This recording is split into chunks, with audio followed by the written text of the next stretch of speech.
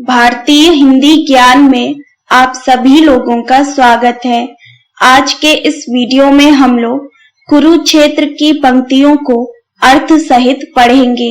अगर आप लोग चैनल पर नए हैं तो सबसे पहले चैनल को सब्सक्राइब करें और बेल आइकन को प्रेस करें ताकि मेरे आने वाली सभी वीडियो का नोटिफिकेशन आप तक पहुंच सके। तो चलिए पढ़ना शुरू करते हैं।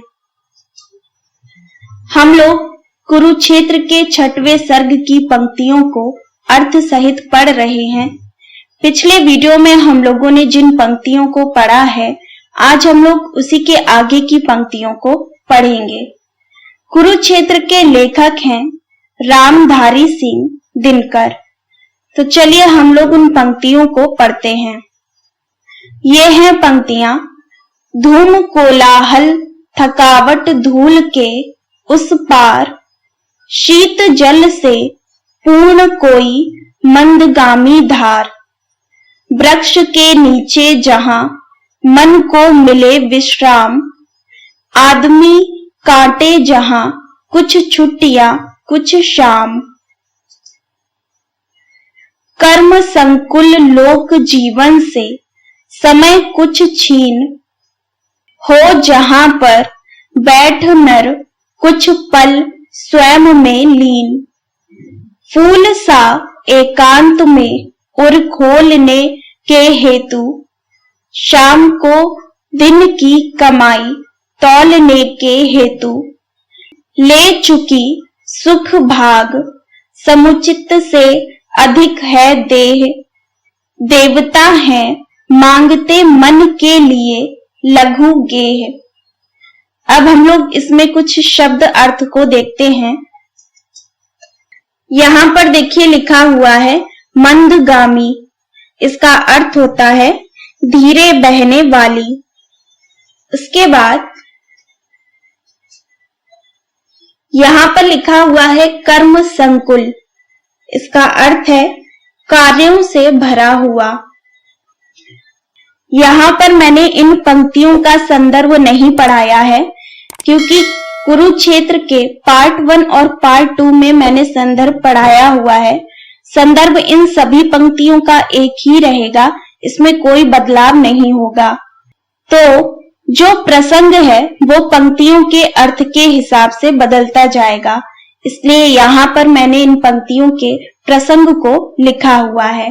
तो चलिए इन पंक्तियों के प्रसंग को पढ़ लेते हैं।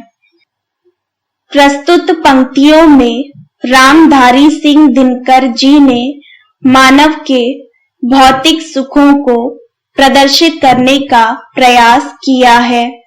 दिनकर जी इन पंक्तियों में मानव के व्यस्त रहने और उसके हृदय की कोमल भावनाओं के विकास पर व्यंग किया है। यह है इन पंक्तियों का प्रसंग।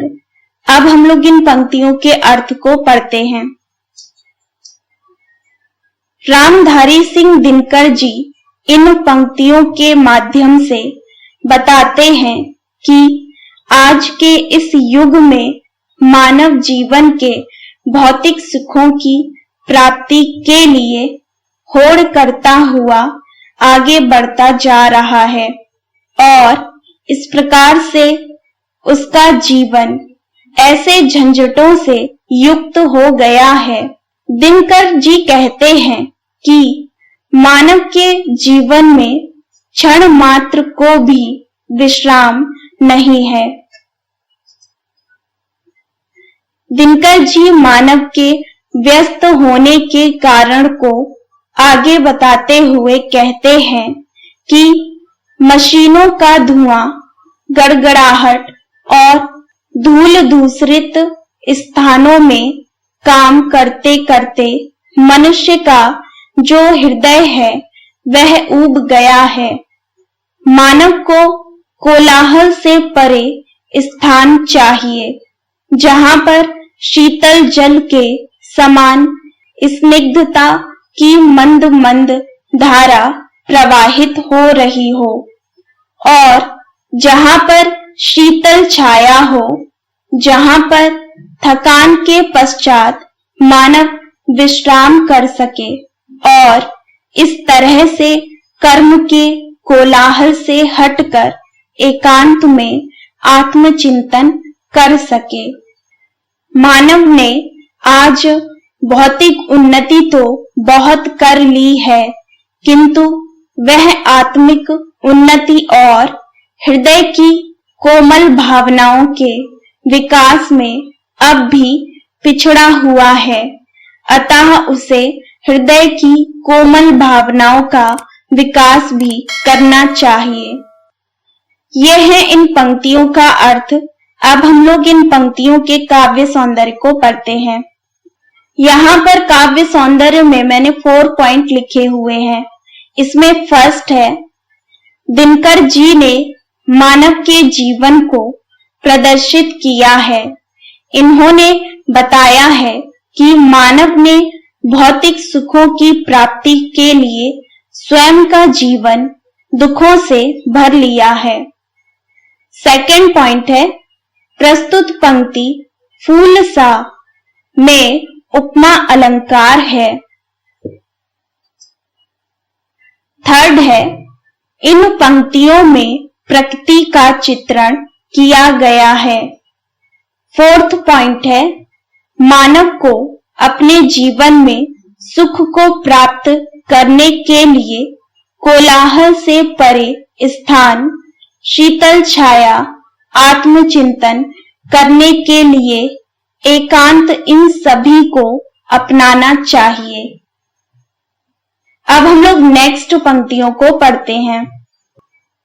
ये हैं पंक्तियां, हाय रे मानव नियति के दास, हाय रे मनुपुत्र अपना आप ही उपहास, प्रकृति को प्रच्छन्नता को जीत, सिंधु से आकाश तक सबको किए भयभीत, सृष्टि को निज बुद्धि से करता हुआ परिमेय, चीरता परमाणु की सत्ता असीम अजेय, बुद्धि के पवमान में उड़ता हुआ असहाय, जा रहा तू किस दिशा की ओर को निरूपाय, लक्ष्य क्या उद्देश्य क्या क्या अर्थ, यह नहीं यदि ज्ञात तो विज्ञान का श्रम व्यर्थ, सुन रहा आकाश चढ़ ग्रह तारकों का नाद, एक छोटी बात ही पड़ती ना तुझको याद। ये है पंक्तियां।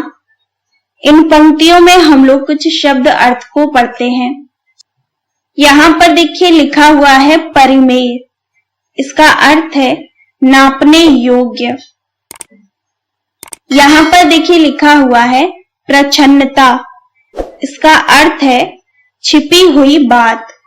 यहाँ पर देखिए लिखा हुआ है नियति, इसका अर्थ है भाग्य। अब हम लोग इन पंक्तियों के प्रसंग को पढ़ते हैं। प्रस्तुत पंक्तियों में रामधारी सिंह दिनकर जी ने मानव की प्रवृत्तियों को प्रदर्शित करने का प्रयास किया है।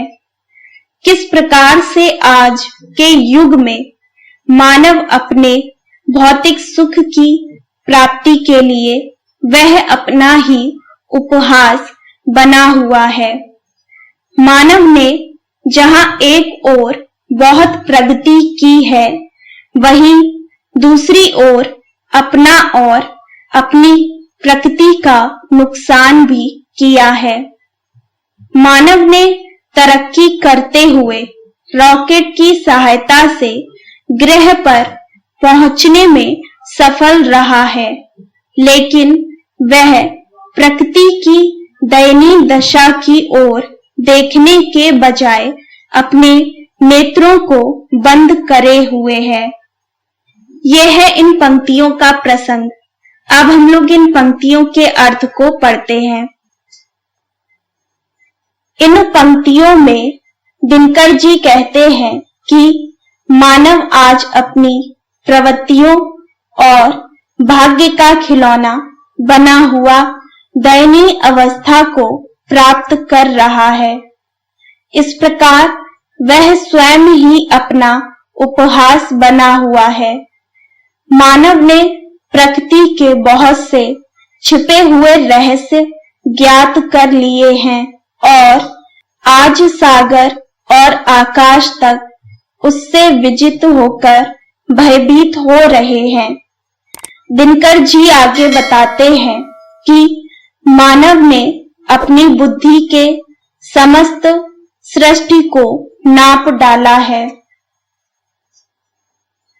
मानव ने परमाणु की सत्ता को विकीर्ण कर अणु बम एवं हाइड्रोजन बम बना लिए हैं और अब वह न जाने बुद्धि वायु पर विवश बनकर उड़ता हुआ किधर जा रहा है। इस प्रकार से मानव ने जो विज्ञान के क्षेत्र में उन्नति की है वह तब तक व्यर्थ ही रहेगी जब तक कि उसका प्रयोग जीवनोपयोगी रूप में ना किया जाएगा। आज मानव रॉकेट आदि की सहायता से ग्रहों तक पहुंचने के लिए प्रयत्नशील हो रहा है, किंतु विश्व की दयनीय दशा की ओर से वह नेत्र बंद किए हुए है। यह है इन पंक्तियों का अर्थ। अब हम लोग इन पंक्तियों के काव्य सौंदर्य को पढ़ते हैं। यहाँ पर काव्य सौंदर्य में मैंने 3 पॉइंट लिखे हुए हैं। इसमें फर्स्ट है, इन पंक्तियों में दिनकर जी ने बताया कि प्रकृति के बहुत से छुपे हुए रहस्यों का पता मानव ने ज्ञात कर लिया है। सेकंड पॉइंट है, इन पंक्तियों में परमाणु की शक्तियों को भी दर्शाया है। थर्ड पॉइंट है, मानव रॉकेट की सहायता से ग्रहों तक पहुंचने में समर्थ हुआ है। तो आज हम लोगों ने कुरुक्षेत्र की पंक्तियों को अर्थ सहित पढ़ा है। इसके आगे की पंक्तियों को हम लोग नेक्स्ट वीडियो में पढ़ेंगे। उम्मीद है ये वीडियो आप लोगों को पसंद आया होगा। इस वीडियो को लाइक जरूर करिएगा और अपने सभी दोस्तों के साथ शेयर करिएगा। अगर आप चैनल पर नए हैं तो सबसे पहले चैनल को सब्सक्राइब करें और बेल आइकन को प्रेस करें ताकि मेरे आने वाली सभी वीडियो का नोटिफिकेशन आप तक पहुंच सके। तो मिलते हैं नेक्स्ट वीडियो में, तब तक पढ़ते रहिए।